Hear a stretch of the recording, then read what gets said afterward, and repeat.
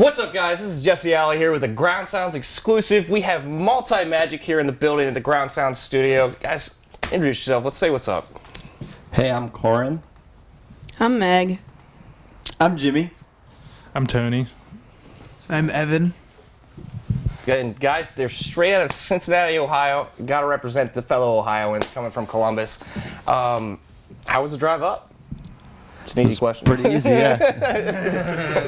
All right, so I'd like to get kind of a couple fun questions kind of out of the way. And so one of them, right when I immediately saw you guys, I got to ask, do you love or hate Skyline? Oh. I have very strong feelings about No. Go one at a time with this. Go one at a time with this. I'd say that the majority of the band adores Skyline, but Evan says he has a specific. Oh. People have a lot of beef with Skyline, and I get it. It's weird that, like, if you're not from Cincinnati, it sounds super weird, and it probably seems super weird. But people get hung up on the fact that there's chocolate and cinnamon in the sauce. That's what. Yes, but that's what got it. Yeah. But it's trace amounts. It's not like you're having like a dessert meat sauce, and you just think of it as like a nice like a bolognese. You know what I mean? Bolognese. Yeah. I like that. I like that. I personally like Skyline. We have a couple Skylines here in Columbus, so I'm a fanatic. I love going and getting the little Cholitos and stuff. But We're fans, yes. Good. Kind of with the little bit of sports now, with the college football playoff coming on, who do you think is going to win the national championship this year? I'm not even aware what team is playing. I'm about to. Do it. Go sports. If you tell us who's playing, I can make an educated guess. The reason I asked is because we've got the number 1 LSU taking on number 4 Oklahoma, but we have number 2 Ohio State taking on number 3 Clemson. So for the people in Columbus now, this is big, and it's upcoming to December 28th. I'm going to pander to the audience and say Columbus. Your team. OSU. Your team. The Ohio State University, right? That's Yes, what they say. that's how we say it. Yeah. Fellow graduate, The Ohio State University, class of 2016. Thank you very much. So anyway, let's dive into it. So I found you guys with my pick of the week on my Grinding with GroundSounds segment, and it was with the song "Naked." And personally, absolutely love the song. What kind of went into that, and how did you guys kind of come up with it, and how did you create that? So the song is basically about, personal experience when I've been on tour, or just, when you're out, even just like at a bar or whatever, and, you can feel isolated, even when you're in a room full of people. And a lot of it for me is like, I have a lot of acquaintances, but I have a very few amount of like really close friends. And I think probably as you get older, a lot of people tend to have that experience. And so it's just about that idea of like friends of your friends, but not friends with you. That's kind of like the theme, is that like you can be in a room full of people and you can know who they are, but they're not really your friends, and you can kind of almost feel like you're in the middle of a room and you're kind of a nobody with everybody. Yeah, exactly. Yeah. So that was kind of like the basis of where it started, and then like the verses tend to be from personal experience, just what has actually happened. All right, cool. And so that kind of ties in a little bit. So you've got the EP that came out this year, "Move On," which you told me earlier before the interview started that we would going out with the album sometime in the spring. Correct. How did you guys form Multimagic before you kind of got all this together? How did you all come together? How did each of you meet and create this? So I started the project a few years ago, and I released a song called "Let Go," and that helped kind of get some momentum going. And then I took a little bit of time off, and in 2018 start working on music again, and I think I first met Jimmy, and then just Anthony had played in another band, and that we had played with, and we became friends, and I met Evan, and then he knew Meg, and so it just kind of all came together. Just was kind of right down the line there. Yeah, it really was. Yeah. And Evan's a hip hop producer in Cincinnati, and I think we actually met because I was trying to help one of the artists that he works with, Ronan Holloway, just trying to teach him some things about like music industry and whatever, and just hanging out, and we just became friends. And then when I found out he was a producer, I was like, oh well, maybe we could work together on some like electronic music. Yeah, and he was like, collaborate with some stuff. and then he was like, actually, I also play drums, and so we just kind of got in the room and from there. Yeah. So that kind of brings me to a question for you, Evan. How, I guess, what's your favorite of kind of the two genres? Like, yeah. Man, that's tough. If you don't have one, like what kind of are good aspects that you like about hip hop, and what do you kind of like working with Multimagic? Like what? Oh man, it's like scratching like two completely. The thing that I really love about Multimagic, I can say this like unequivocally, is like I like how like tight of a group Multimagic is. Okay. Like a lot of the music that I do is kind of like experimental and like sloppy and like leave the mistakes in, like that type of vibe, like very like just like leave it all out there. But Multimagic is like we're trying to put on like a very like specific show and like feel, and it's very, very tight. And yeah, so that's what I like most about Multimagic, and I like that I just get to hit the drums really hard. But I love doing that as a kid too, so I can definitely relate. Hip hop was like one of my first loves in music though, so that's just got like a very special place in my heart as well. Yeah, that's awesome. I personally, for me, I was more into like the heavy metal and the hard rock when I grew up. My dad was an Ozzy Iron Maiden fan, so that was kind of where I grew up. And then my mom was the hair rock and going into the little bit of alternative stuff in the 90s. So I got a little bit of both. And then I think once I hit high school, that was when I started getting into the hip hop and the rap a little bit. But this is about you. This isn't about me. What am I doing? You're just trying to relate. So, it's cool. One thing I wanted to ask is what's your guys' favorite song? Like, if not collectively, maybe you each have an individual song that you guys have made, and it doesn't have to be the same one, but yeah, what? Is it all of them? I don't know. Yeah, I think it changes, I think. But I've been really loving playing. We have a newer song called The Tide that's unreleased. That one always just live. Jimmy's got this solo that just every time he gets to it, it's just like, it's insane. I really love that one. Another unreleased one called Manic Days. It's about some things that I went through that's very personal, and so that one definitely has like a feels moment, when we play that live. Yeah. So, but all of them really. I mean, I'm pretty biased. So. Mine would definitely be Manic Days as well. Okay. Another unreleased one. I feel like I definitely relate to that the most. And it's the one where I feel like we cry at. I just feel like it touches everyone in the band. The one where we cry. So yeah, it's the emotional one. It's great though. I just relate the most to that. I feel like it's so much better when you get that emotional feel from the music, and that I definitely feel like when you're listening to it, you can connect with the band through that. And I mean, for me, that's just something I love really love going to concerts for. It's just you get that experience, that live, and that passion between the band and the audience. I guess with that being said, what's one of your favorite venues to play at? In Cincinnati, it's Woodward Theater, hands down. That's like.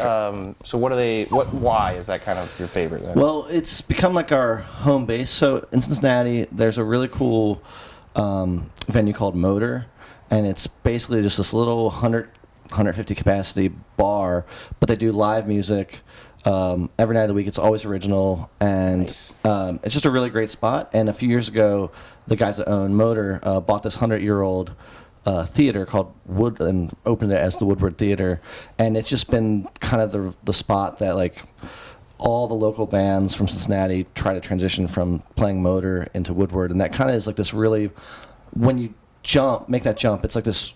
It's almost really, like the stepping stone. exactly. It's a really important moment, and the scene really comes out for everybody, and it's really cool to see just everybody get behind a band when they get to do their first Woodward show, or it's the place where everyone does their album release, and then it's also a place where a lot of other great bands come and play. I mean, we've seen Of Montreal there, some Diane Coffee's played there. A bunch of really good stuff. So it's a good spot. That's good. So going with the venue, I always, when I go and see a show, I always am kind of intrigued on what your kind of focus is when you go into a show. Is it when you get on stage and it's that interaction with the audience, or is it more of like I get to go out and bang on the drums really loud like to all these people? Is there any, like, when you get on that stage, is there any moment that you kind of find yourself always at every show kind of going, wow, this is real? I think for us, I mean, I can pass the mic around, but I know for me, when I start a song, you know, it comes from a personal place, and then I take it to these guys and we help, you know, form it into a song, and then we go and take it in the studio.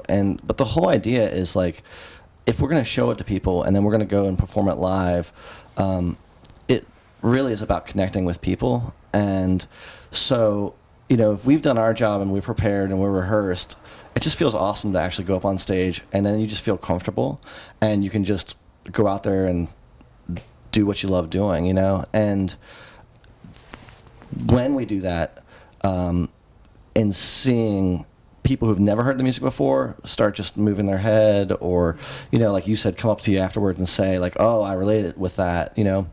And then when people know the music and they're singing it back to you, I don't know of any other feeling that I've had that's as strong as that, you know? And so I think that's why we do it, you know? I think that's why most people do it, if they're a genuine human being, you know? Yeah. Kind of off of that, the moment I was like, yes, Multimagic is actually after our Woodward show in June, someone came up to me crying and actually very much connected. It's kind of partly why I love Manic Days, that song. Was that the song that they came up after? And talked about it. And Yeah. they're like, I have this and this and this mental and everything, and that just really struck it up for me. And to see you guys be vulnerable and open about it on stage, I feel that I can be a little bit more honest with myself and other people about this, and to not be ashamed of that. And that's what we're about, you know, trying to make people feel okay with who they are. That's awesome. Yeah. That's awesome. Well, I guess kind of turning it to the other end of that, when you go into a venue, what's been maybe one of the worst things that's ever happened for you guys? Like, it could be like about to crap your pants or something, or maybe it was super cool. Like, what? We won't say the specific situation, but we did play a show where We all pooped our pants. that happened. No. But no, it was an outdoor show, and, you know, as things happen, the rain came right as we were setting up, and the entire place cleared out, and we had to move all of our gear, like, to the middle of the stage so that the rain wouldn't destroy all of it. Ugh. And so you're playing the whole time, and you're thinking about this, you know, $10,000 worth of gear you have on stage. So yeah, And it's cold. and it was cold. Hands are cold. Yeah, It's so hard to play with cold hands. yeah. Hey, you're just a drummer. Think about being a guitar player. Yeah, that was He has to stressful. have his hands. Like, Plus, with Cincinnati, you never know with the weather, like, ever. So that's basically when winter hit, it literally dropped, 18, 20 degrees while we were on stage. I went up there sweating and was freezing coming off. I was like, what just happened? So that kind of pushed the people away too, not just the rain, into basically sleep. But frozen solid, probably, from that. So that's probably the worst experience we've had. In an actual venue, I think we've been pretty lucky so far.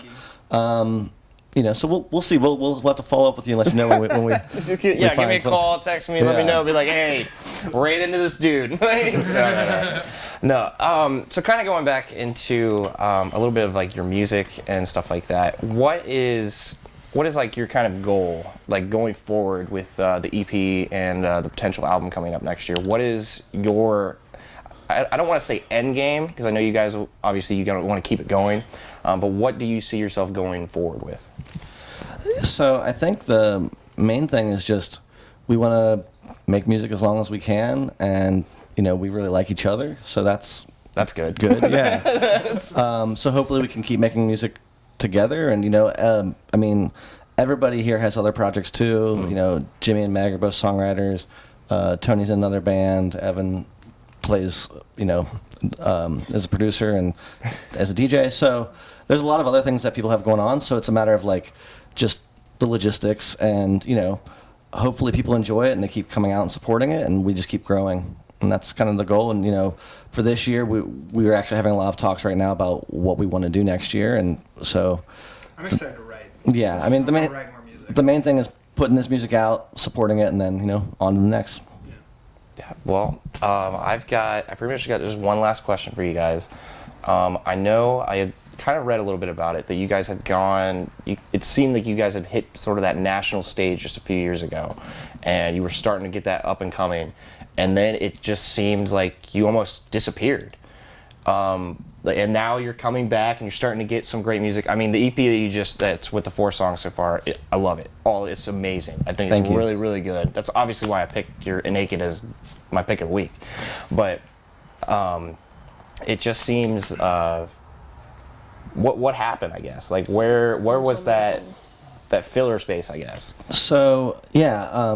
So like I said, when I started the project a few years ago, I released a song called Let Go, and that song really did kind of pick some things up and make some things happen.